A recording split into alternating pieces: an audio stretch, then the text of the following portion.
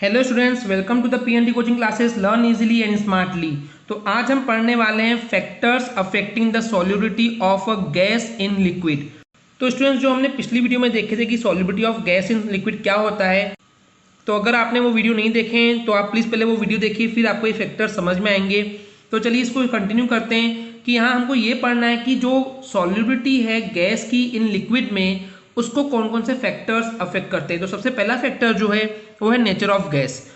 तो जो गैसेस होती है विच आयनाइज इन सॉल्यूशन और react with the solution are highly soluble. तो ऐसी गैसेस जो इजीली आयनाइज हो जाती है या फिर इजीली रिएक्ट कर जाती है सॉल्यूशन के साथ, ऐसी गैसेस हाईली सॉल्युबल होती है। ओके स्टूडेंट्स, तो जैसे एग्जांपल की अगर बात करें कि HCl हाइड्रोक्लोरिक एसिड जो गैस होती है वो आयनाइज हो जाती है जैसे हम उसको पानी में मिलाते हैं। और एक एग्जांपल है कि अमोनिया जब रिएक्ट करता है वाटर के साथ तो वो NH4OH बना देता है, और जब वो वापस से डिसोसिएट होता है यानी कि टूटता है इन द आयन्स, तो हमको NH4 ion plus OH negative ion मिलता है। जैसे कि यही रिएक्शन स्टूडेंट्स हम इक्वेशन में भी देख पा रहे हैं कि HCl प्लस H2O जब ये आपस में ज्वाइंट होते हैं तो H3O प्लस यानी कि हाइड्रोनियम आयन में ब्रेक हो रहा है प्लस क्लोरीन आयन मिल रहा है। ऐसे ही जब अमोनिया और H2O मिल रहा है तो हमको NH4OH मिल रहा है, और उसको और आगे हम देख रहे हैं तो वो ब्रेकडाउन होकर NH4 ion plus OH negative ion दे रहा है। तो स्टूडेंट्स सिंपली हम ये बोल सकते हैं कि ऐसी गैसेस जो आयनाइज हो जाएं उनकी सॉल्युबिलिटी भी ज़्यादा होती है। और ऐसी gases which do not liquefy easily, ऐसी गैसेस जो इजीली लिक्विड में कन्वर्ट नहीं हो पाती है या फिर उस लिक्विड में मिक्स नहीं हो पाती है, तो वो जो है लाइट गैसेस होती है। क्योंकि वो लाइट गैसेस है तो वो जनरली वो क्या है, फ्री मॉलिक्यूल्स उनके भागने चाहते हैं एटमॉस्फेयर में, तो वो उस वाटर के साथ या किसी भी लिक्विड के साथ स्टे नहीं कर पाते हैं, तो उनकी जो सॉल्युबिलिटी होती है वो लो होती है। तो इन समरी में ये बोलूंगा कि ऐसी गैसेस जो लाइट होती है और वो इजीली लिक्विफाई नहीं हो पाती है तो उनकी सॉल्युबिलिटी भी लो होती है। जो नेक्स्ट फैक्टर है स्टूडेंट्स वो है नेचर ऑफ सॉल्वेंट। तो इसमें क्या है, पोलर गैसेस जो होती है, अब यहाँ पे दो टर्म्स आएंगे, polar gases and the non polar gases, polar solutions and the non polar solution.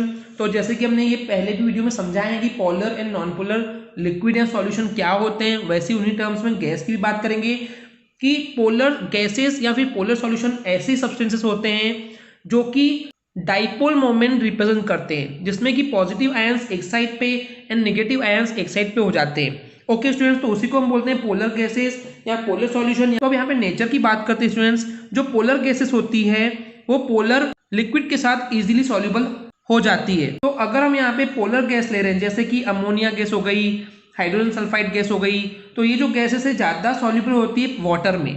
Water क्या है, दैट इज पोलर सॉल्वेंट। तो अगर पोलर गैस रहेगी तो वो पोलर सॉल्वेंट में ज्यादा इजीली और ज्यादा सॉल्युबल होगी, जबकि ये जो पोलर गैसेस है वो नॉन पोलर सॉल्वेंट यानी कि जैसे कि कोई भी ऑर्गेनिक सॉल्वेंट की बात कर रहे हैं लाइक एल्कोहल या कोई और, तो उसमें जो है ये सॉल्युबल नहीं होती है या फिर कम सॉल्युबल होती है। अगर हम इसके अपोजिट केस की बात करें कि जो नॉन पोलर गैस होती है, अगर अब हम यहाँ नॉन पोलर गैस की बात करते हैं जैसे कि नाइट्रोजन गैस हो गई, ऑक्सीजन गैस हो गई, ओके, तो ये जो है फिर नॉन पोलर अगर हम सॉल्वेंट की बात करते हैं, ओके, जैसे कि एल्कोहल का कोई हो गया, तो उसमें जो है ये ज्यादा सॉल्युबल, मोर सॉल्युबल होती है, जबकि पोलर अगर सॉल्वेंट की बात करें तो उसमें कम सॉल्युबल होती है। तो इन समरी स्टूडेंट्स कि जो पोलर गैसेस हैं वो पोलर सॉल्वेंट में इजीली एंड मोर सॉल्युबल होती है, एंड जो नॉन पोलर गैसेस होती है वो नॉन पोलर सॉल्वेंट में ज्यादा इजीली सॉल्युबल हो जाती है। सो बेसिकली यहाँ पे कंसेप्ट है कि जो प्रिंसिपल है वो लाइक डिसॉल्व्स लाइक, यानी कि तो यहाँ पे सिंपली जो पोलर रहेगा अगर सपोज गैस, तो वो पोलर सॉल्वेंट में इजीली एंड ज्यादा सॉल्युबल होगी, एंड नॉन पोलर गैस होगी तो नॉन पोलर में इजीली एंड ज्यादा सॉल्युबल होगी। चलिए देखते हैं नेक्स्ट फैक्टर, वो है टेम्परेचर। तो यहाँ बोला गया है कि with the increase in temperature solubility of maximum gases in liquid decreases. तो यहाँ बोला गया है कि अगर आप टेम्परेचर बढ़ाएंगे तो जो गैस की सॉल्युबिलिटी है वो कम हो जाएगी। ऐसा इसलिए आप भी सोचिए कि जब आप इसको गर्म करेंगे, टेम्परेचर बढ़ाएंगे, तो गैस क्या हो जाएगी, उड़ के एटमॉस्फेयर में भाग जाएगी, तो सॉल्युबल हो ही नहीं पाएगी। तो जैसे जैसे आप टेम्परेचर बढ़ाएंगे तो solubility of the gases decrease हो जाएगी, और अगर आप इसका उल्टा टेम्परेचर कम करेंगे तो सॉल्युबिलिटी इंक्रीज हो जाती है। और जो ये process of dissolution of gas होती है in a liquid is an exothermic process, यानी कि जैसे कि आपको पता है कि एक्सोथर्मिक रिएक्शन क्या होती है, एक्सोथर्मिक प्रोसेस क्या होती है, जिसमें जो हीट है वो रिलीज होती है ओके स्टूडेंट्स, तो आपको ये पता होगा, अगर आपको पता नहीं है तो आपको याद करने का सिंपल तरीका है कि एक्सोथर्मिक में जो ये EX है, EX फॉर द एग्जिट, यानी कि हीट जो है वो एग्जिट होने वाली है, यानी कि रिलीज होने वाली है। ओके, तो जो प्रोसेस है गैस को सॉल्यूबल बनाने की यानी कि डिसॉल्व करने की लिक्विड में, ये एक एक्सोथर्मिक प्रोसेस है। तो इसमें जो है एनर्जी रिलीज होती है।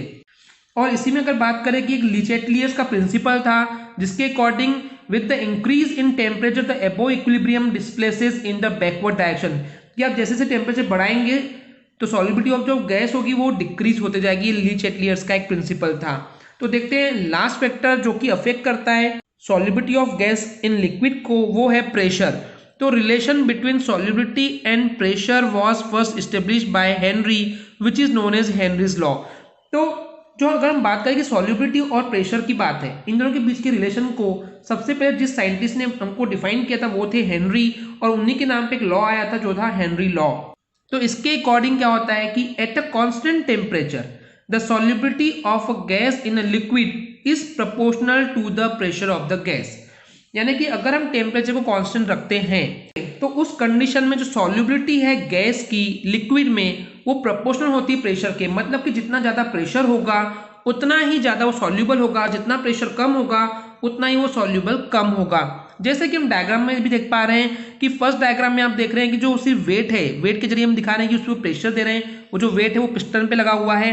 तो जैसे कि हम देख रहे हैं कि जो ब्लू पार्ट है या शेडेड पार्ट है वो वाटर रिप्रेजेंट कर रहा है, एंड जो डॉटेड पार्ट है वो गैस रिप्रेजेंट कर रहा है। तो आप देख रहे हैं कि कुछ पार्टिकल्स तो बेसिकली वाटर में सॉल्युबल हो गए, लेकिन फिर भी कुछ जो ये आपको डॉटेड पार्ट दिख रहे हैं वो जो है वो गैस है और वो इनसॉल्युबल है क्योंकि वो एयर में है ऊपर।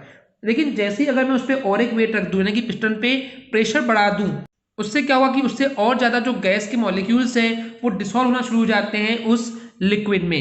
ओके स्टूडेंट्स, आई होप आपको क्लियर हो गया होगा। अगर आपको हमारी वीडियो से कुछ भी सीखने मिला या नॉलेज मिला तो प्लीज हमारे चैनल को सब्सक्राइब कीजिए एंड वीडियो को लाइक जरूर करें। आज के लिए इतना ही, थैंक यू।